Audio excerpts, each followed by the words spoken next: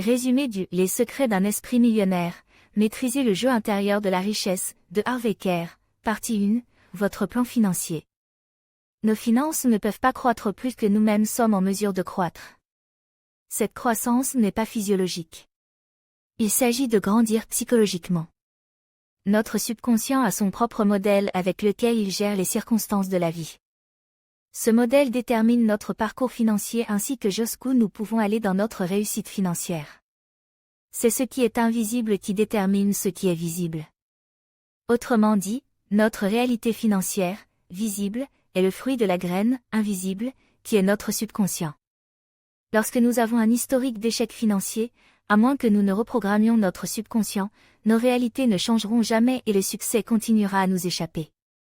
En analysant notre subconscient, nous pouvons déterminer le niveau de réussite financière que nous pouvons atteindre dans la vie. Cela n'a rien à voir avec les conditions économiques, avec nos partenaires commerciaux, nos collègues, nos employés, nos employeurs, nos secteurs économiques, etc. Cela a tout à voir avec la façon dont notre subconscient est programmé. Nos actions proviennent de nos sentiments et nos sentiments proviennent de nos pensées.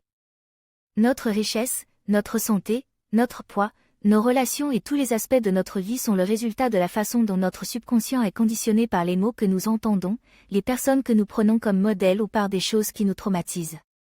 José, qui a assisté au séminaire de Harvey Kerr, est maintenant une femme riche. Cependant, avant de devenir riche, José travaillait comme infirmière dans un hôpital et gagnait beaucoup d'argent mais n'avait rien à montrer en retour. Au cours de notre séminaire, José s'est rendu compte que son attitude envers l'argent est enracinée dans un drame familial. Son père est mort d'une crise cardiaque alors que ses deux parents avaient l'une de leurs disputes habituelles à propos de l'argent. À partir de ce jour, le subconscient de José associe l'argent à la douleur. José devrait dépenser tout son argent pour se sentir bien dans sa peau. Notre subconscient agit comme un thermostat dans une pièce. Pour chacun d'entre nous, il existe une certaine somme d'argent que notre subconscient peut accepter.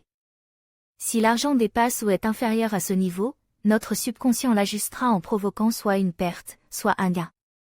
Pour reprogrammer notre subconscient, nous devons d'abord atteindre un stade de conscience où nous reconnaissons quel type de conditionnement est en jeu dans notre réalité financière.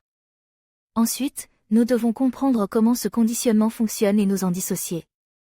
Enfin, nous devons faire une déclaration pour établir un nouveau modèle.